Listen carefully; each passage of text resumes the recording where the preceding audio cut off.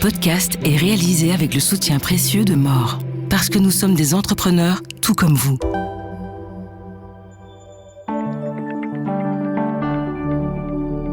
Bienvenue dans le Trends des marchés. Je m'appelle Fanny Rocher et avec mon invité, l'expert Éric Joly, nous nous penchons sur la Belgique en tant que centre financier avec un focus sur le Belvinte.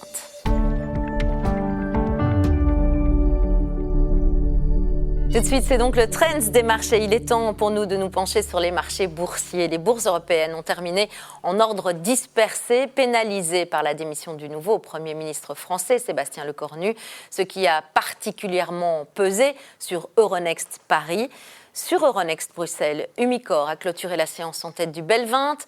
Nixoa a bondi après avoir annoncé le succès des premières implantations de son système Genio, récemment commercialisé aux États-Unis. Aedifica et les immobilières ont souffert des tensions sur les taux provoquées par l'actualité politique en France. Bankup Group est également resté à la traîne. Et dans le Trends des marchés, la Belgique en tant que centre financier, c'est le sujet qui nous occupe ce soir. Pendant longtemps, investir dans le Belvinte semblait être une stratégie peu rentable.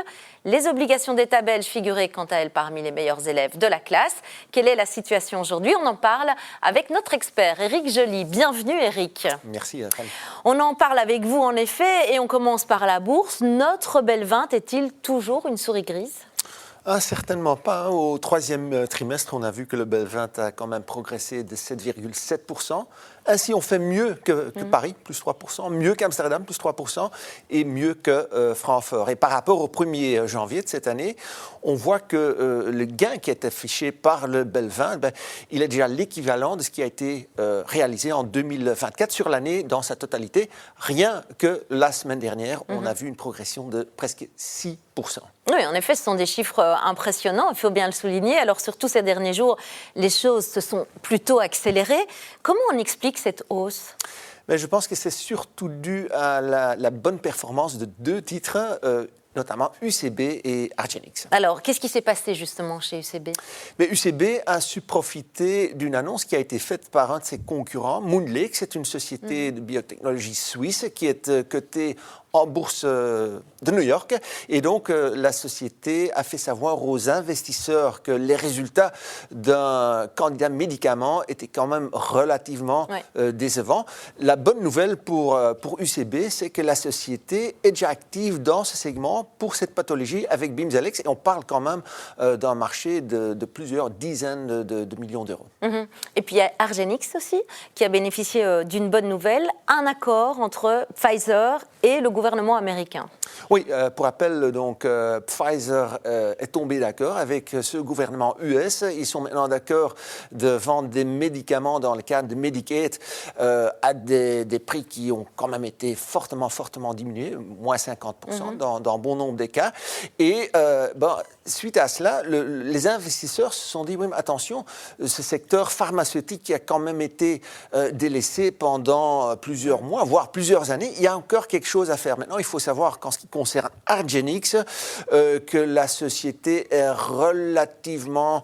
elle n'est pas trop touchée par ses droits de douane.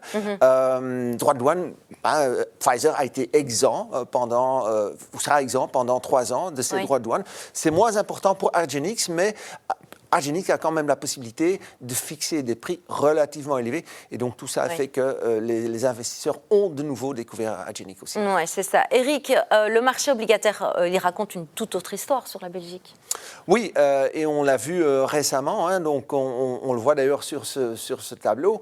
On voit que pour l'instant, l'Espagne parvient à se financer sur 10 ans un rendement de 3,26 contre 3,28 pour notre pays.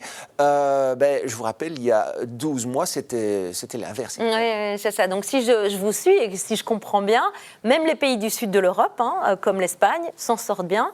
Le pays a reçu une amélioration de sa note de crédit de la part des 3 agences de notation en plus.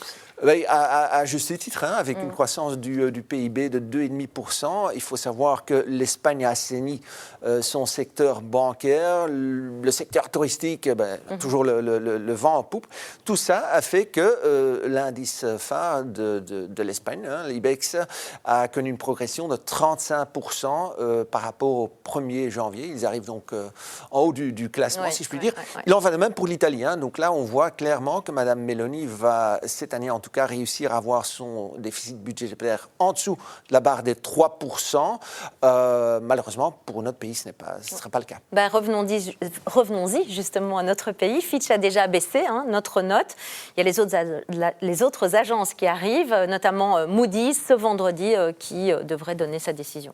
Oui, je suis très curieux de voir si oui ou non notre note d'annotation sera revue ou non à la baisse, mais on le saura fin de semaine. Très bien. Alors aujourd'hui, c'est plus aussi évident, si je ne me trompe. Le Trésor belge emprunte presque aussi cher que les entreprises belges. Ah, tout à fait. Comme exemple, je pourrais citer AB InBev. Sur une période de 10 ans, elle doit payer 3,30. On vient de le voir à l'instant. Donc, c'est plus ou moins les niveaux auxquels doit se financer l'État belge. Et je pourrais citer bien d'autres sociétés aussi, Elia, Fluxis.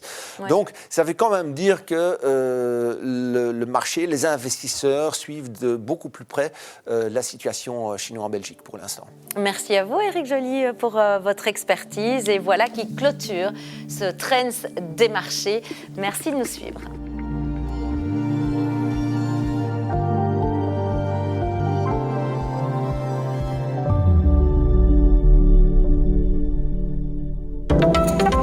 Interrogez-vous sur vos marges pour créer plus de valeur.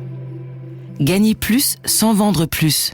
Analysez vos marges produit par produit et découvrez où l'argent s'échappe ou dort.